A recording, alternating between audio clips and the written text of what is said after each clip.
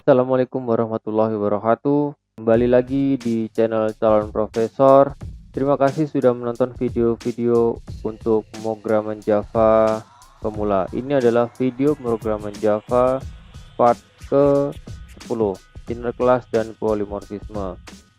Semoga yang menonton video ini dalam keadaan sehat dan bisa mempraktekkan dengan lancar. Jangan skip video ini sampai selesai. Semoga semakin paham selama ini dari part 1 sampai part 10.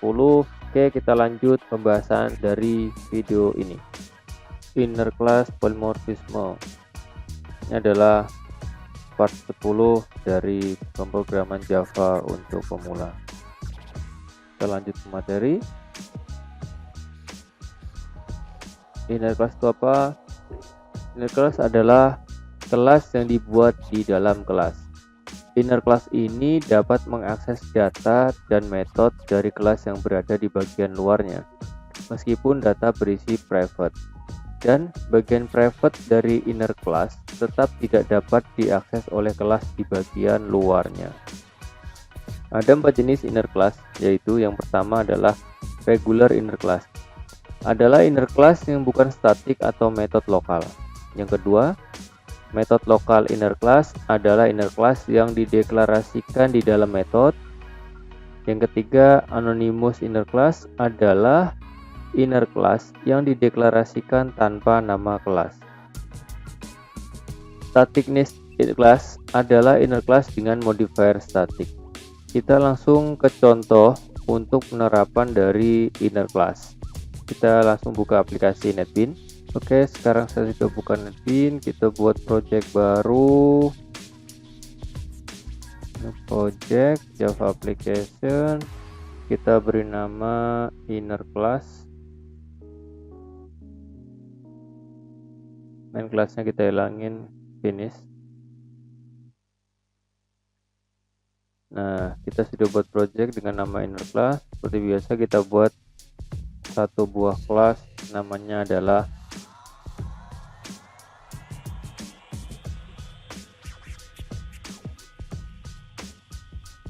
kelas luar.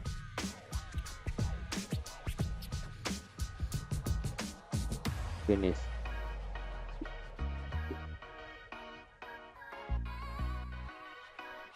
Oke, ini kita sudah bentuk kelas luarnya, sudah terbentuk. Nanti kita buat yang ada namanya kelas dalam juga.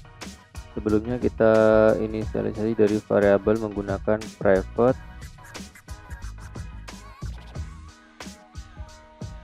Integernya kita buat A misalnya. Terus kita buat metode public void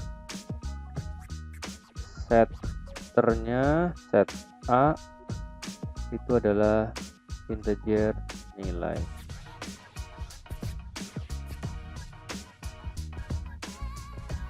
A itu sama dengan nilai. Kita buat setternya. Nah, selanjutnya kita buat lagi metode untuk getternya.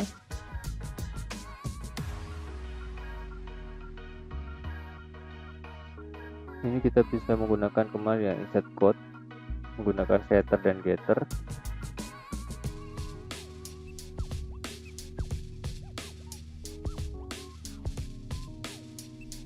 Kalau getter selalu menggunakan return.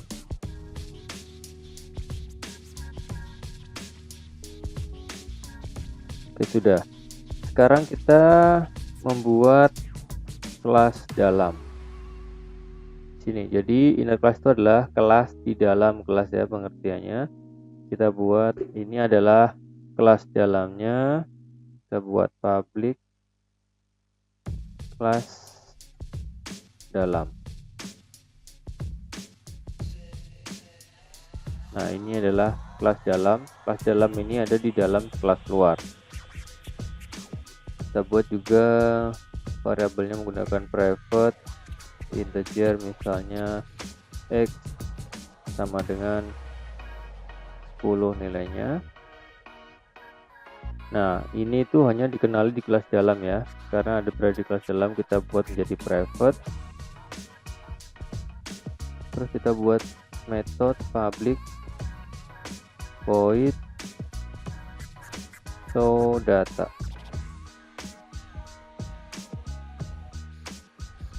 Nah, dia akan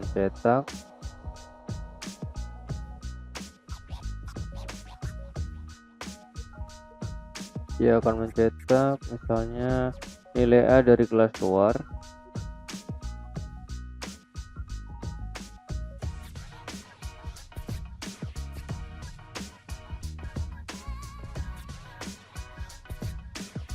kita ambil tadi variabel A. Terus yang kedua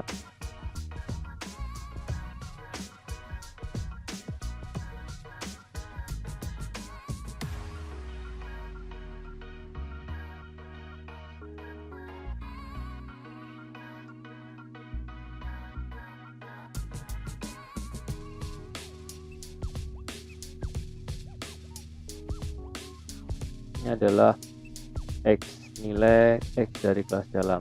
Kita panggil variabel dari X.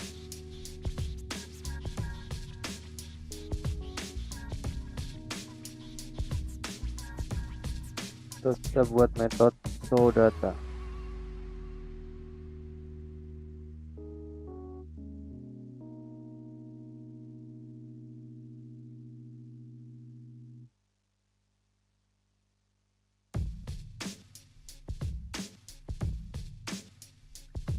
Nah, kita panggil dalam objek barunya namanya obj sama dengan new dari kelas dalam. Jadi kita buat objek dari kelas dalam, nanti ketika dipanggil terus objek titik show data.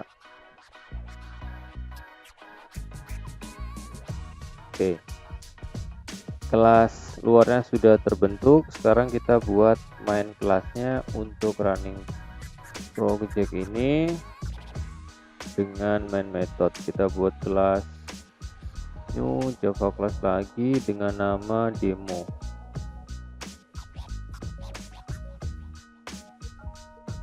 Finish.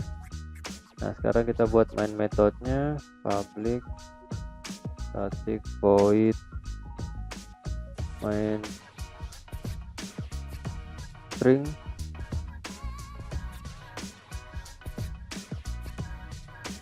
Oke, sekarang kita panggil kelas luarnya. Kita ini instansiasi di sini. Tadi kan kita sudah buat kelas luar. Kita buat objek baru dari kelas luar. Kita buat objeknya namanya obj1 ya. Objek 1 sama dengan new luar.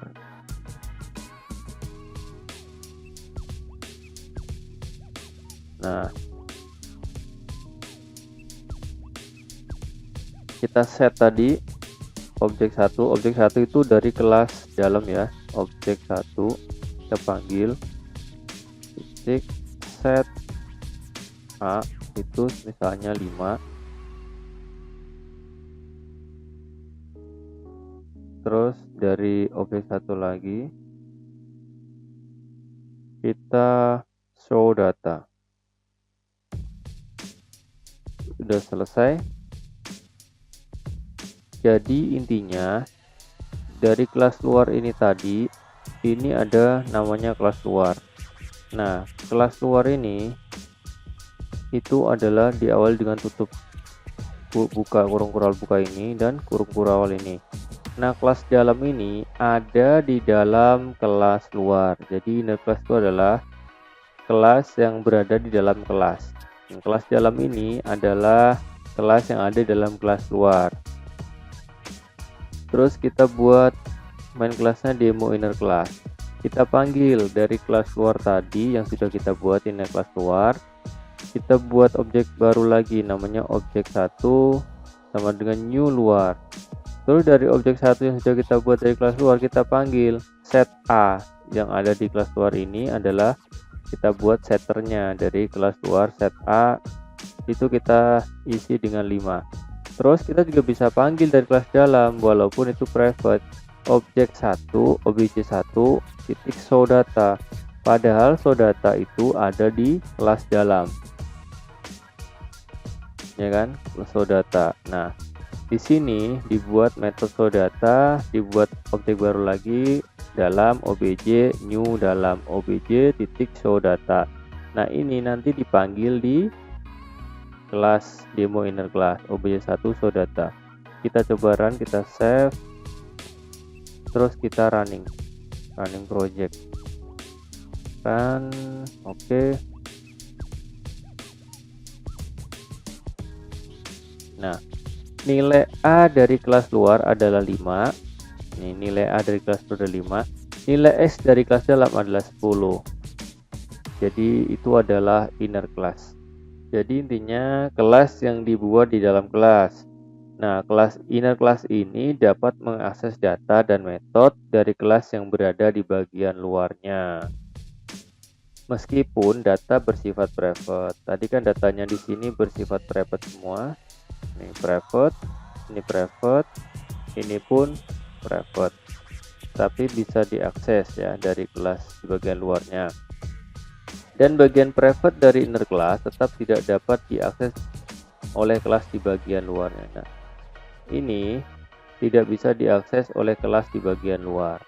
Ini hanya bisa diakses dalam kelas dalam, tapi inner class ini dapat mengakses kelas di bagian luarnya. Tapi kelas luar tidak bisa mengakses ke kelas dalamnya. Oke, seperti itu. Kita kembali ke PowerPoint. Nah, sekarang adalah polimorfisme. Polimorfisme merupakan kemampuan suatu objek untuk mengungkap banyak hal melalui satu cara yang sama. Secara mudah, polimorfisme bisa disamakan dengan metode overloading, di mana di dalam kelas bisa terdapat beberapa metode dengan nama sama. Misalkan kelas B, C, dan D adalah turunan kelas dari kelas A, maka kita dapat menjalankan metode-metode dari kelas B, C, dan D hanya dari objek yang diinstansiasi dengan dari kelas A. Polimorfisme juga dapat diartikan sebagai suatu konsep pada bahasa pemrograman yang mengizinkan kelas induk untuk mendefinisikan sebuah metode general untuk semua kelas turunannya, dan selanjutnya kelas turunannya dapat memperbaharui implementasi dari metode tersebut secara lebih spesifik sesuai dengan karakteristiknya masing-masing. Kita langsung ke contohnya. Misalnya sebuah metode bernama tulis data yang berfungsi untuk menampilkan data string. Tentunya tidak bisa menangani masukan berupa data yang lain karena dia sudah diset variabelnya adalah string. Sesuai yang dapat diberikan yaitu dengan menyediakan beberapa metode dengan nama yang sama dan masing-masing memiliki parameter dengan tipe data yang berbeda. Jadi kalau kita mau metode bernama tulis data itu bisa menampung data dengan tipe string, integer, atau double. Nah, kita buat aja metode dengan nama tulis data, nama metodenya sama, tapi parameternya dengan tipe data yang berbeda-beda. Nah, metode tersebut akan bereaksi dengan satu dari beberapa macam cara tergantung dari data yang di-passing ke dalamnya. Nah, keragaman model aksi inilah yang disebut dengan polimorfisme atau banyak bentuk. Kita langsung ke contoh saja untuk penerapan polimorfisme. Contoh yang pertama, kita langsung buka NetBeans. Kita buat project baru lagi, namanya polimorfisme 1, Java application, next.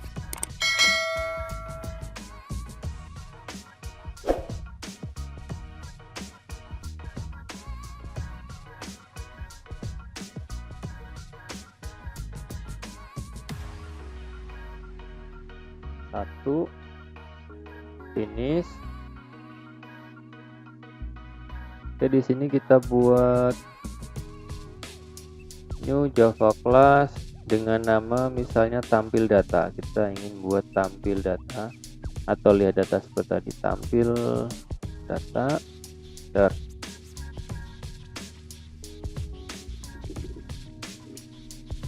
Nah, kita buat metode namanya adalah tulis data.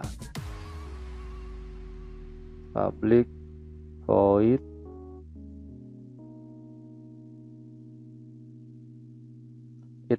kita ini tulis data, tapi kita untuk menampung data string ya. Yang pertama adalah misalnya tipe datanya adalah string data, string S nya gede, jangan lupa. Nah, kita ingin mencetak kalau string system out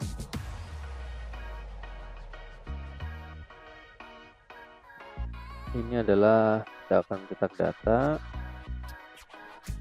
Terus kita buat metode lagi dengan nama yang sama.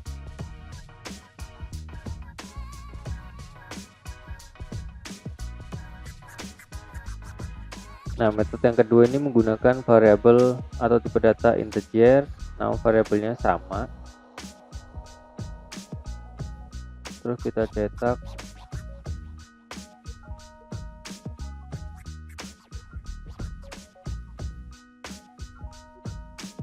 data juga.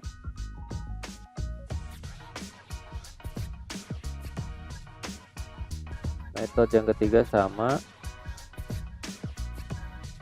dengan nama sama, tapi dengan variabel menggunakan double.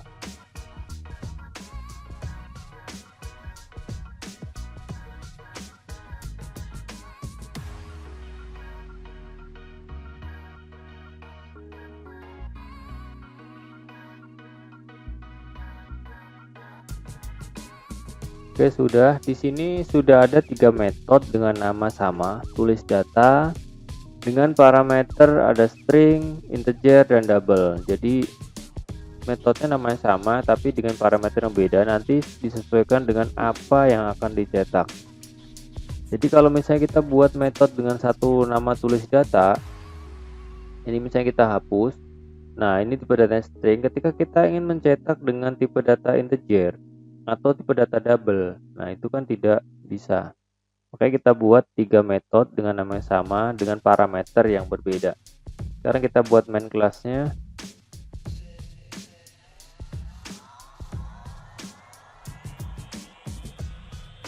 Polymorphism.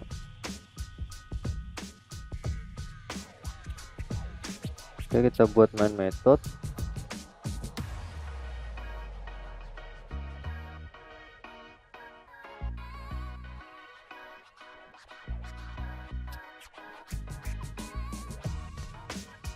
Nah, kita panggil dari kelas tampil data.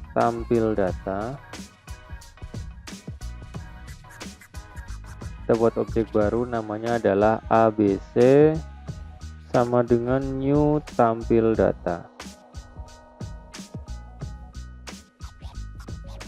Nah, kita akan mencetak void.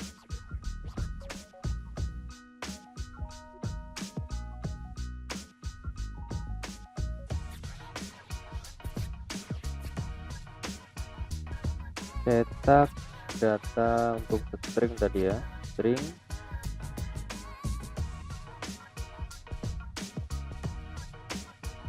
Nah, metodenya kita panggil ABC titik tulis data. Nah, data string yang mau dipakai ya, kita tulis yang pakai data string. Nah, yang akan kita cetak apa, misalnya unit.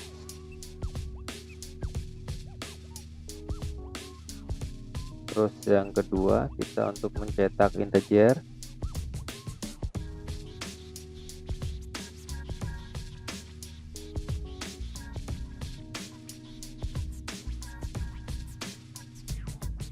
Cetak data integer.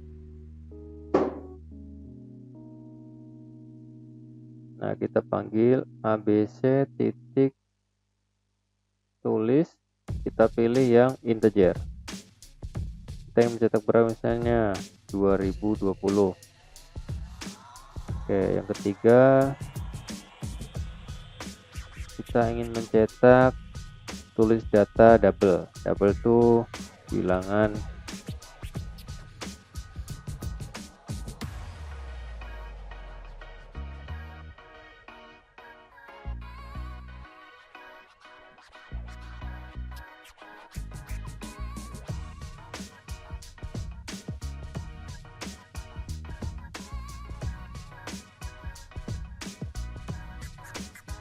ABC titik tulis, kita pilih yang double.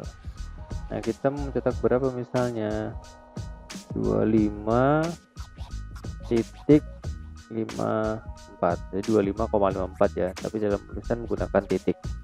Bentar. Sudah.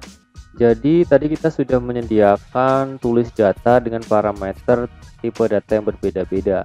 Nah, di sini ketika kita akan mencetak tipe data string, ya kita gunakan metode yang menggunakan parameter string. Kalau kita ingin mencetak integer, ya kita gunakan metode dengan parameter integer. Kalau ingin mencetak tipe data double, ya gunakan metode yang menggunakan parameter tadi adalah parameter double. Sekarang kita save, kita running programnya. Oke. Nah, jadi sudah tercetak seperti ini. Cetak data string adalah unis, kalau integer 2020, kalau cetak data double ya ini 25.54. Oke, seperti itu. Oke, kita lanjut ke contoh yang kedua. Misalnya ada sebuah kelas hewan, nanti ada kelas turunannya. Oke, kita buat contoh yang kedua, kita buat project baru. Next.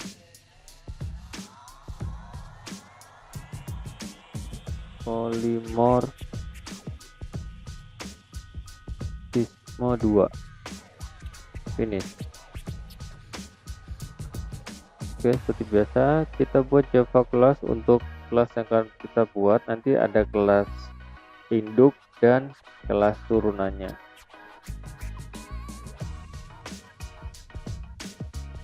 Kelas yang pertama atau kelas induk adalah kelas hewan. Finish.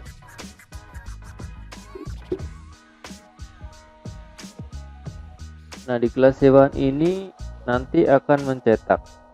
Kita buat metode dulu.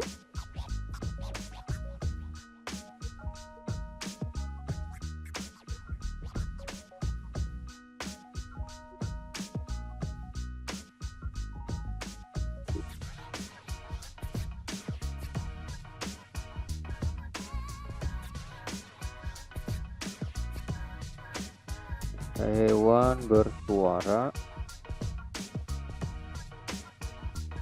Ini adalah kelas hewan. Nah, di kelas hewan nanti dia akan mempunyai 3 turunan hewan, misalnya ada kuda, ada kucing, dan ada ayam. Kita buat kelas baru lagi, kelas turunan dari kelas hewan. Kelas yang pertama adalah kuda misalnya.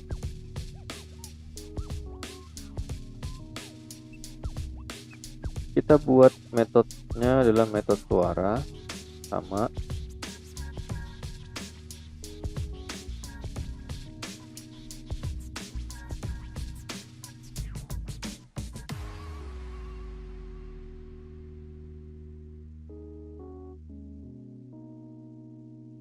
Suaranya adalah kuda mengigip. Nah, masih ingat kalau kelas turunan itu kita buat extend ke kelas induk ya. Kelas induknya adalah hewan. Oke, jadi kalau seperti ini, kelas kuda ini adalah kelas turunan dari kelas hewan. Kita buat kelas turunan yang kedua, misalnya adalah kucing. Kita buat metode baru lagi, suara.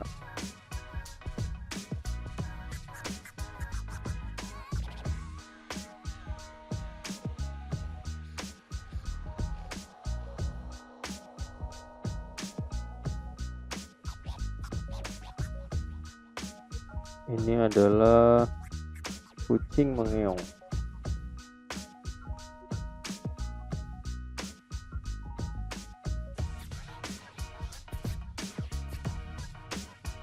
Oke, kita kasih assistant juga.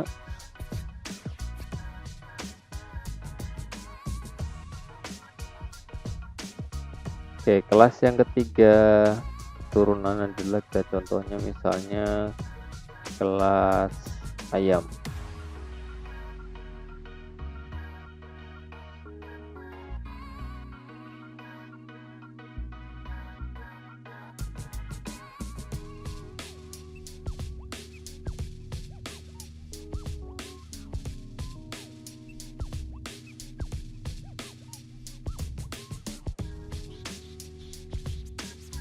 Ayam berkokok. Ini adalah turunan.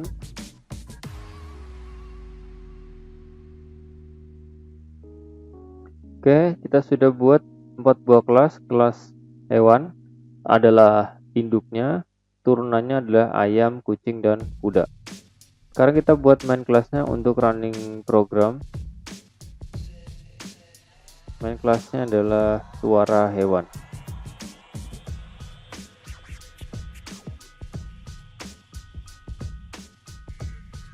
Kita buat main metode, jangan lupa main method public.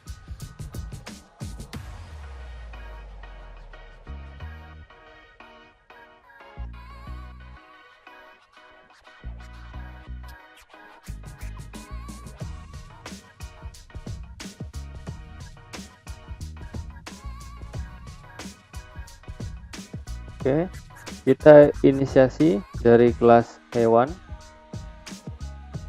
Kita buat objek baru hewan sama dengan new dari kelas hewan.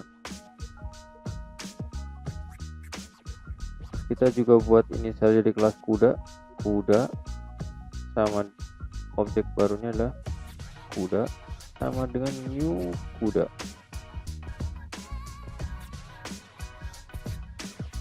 Terus kucing, kita buat objek baru kucing sama dengan new kucing. Terus ayam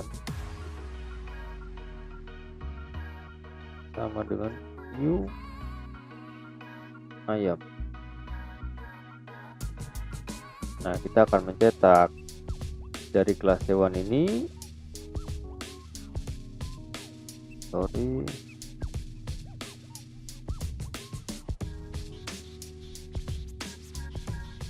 kita panggil objeknya dari hewan ya, hewan titik suara. Tadi ada metode suara kan. Terus kuda titik suara, kucing titik suara. Nah, terakhir adalah ayam titik. Jadi kita coba running.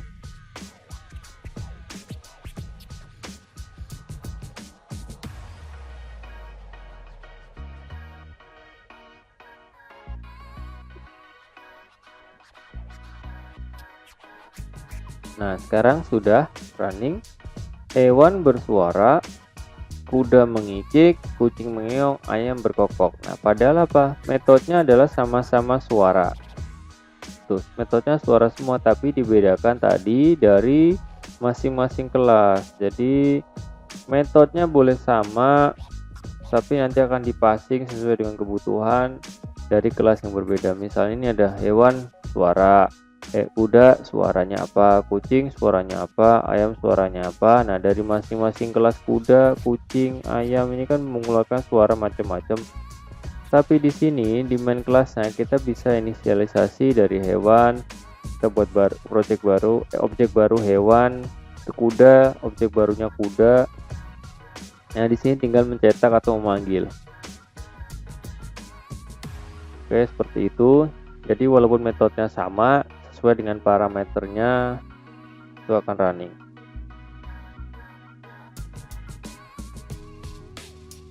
itu adalah polimorfisme.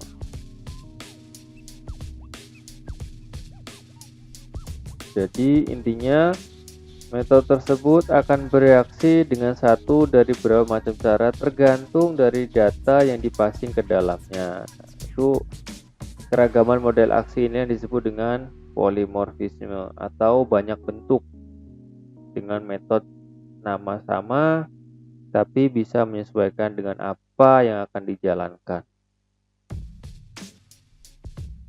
Oke, seperti itu untuk kelas polimorfisme. Oke, ini adalah contoh kedua dari kelas polimorfisme. Jangan lupa subscribe, like, and comment. Sampai ketemu di next video. Assalamualaikum warahmatullahi wabarakatuh.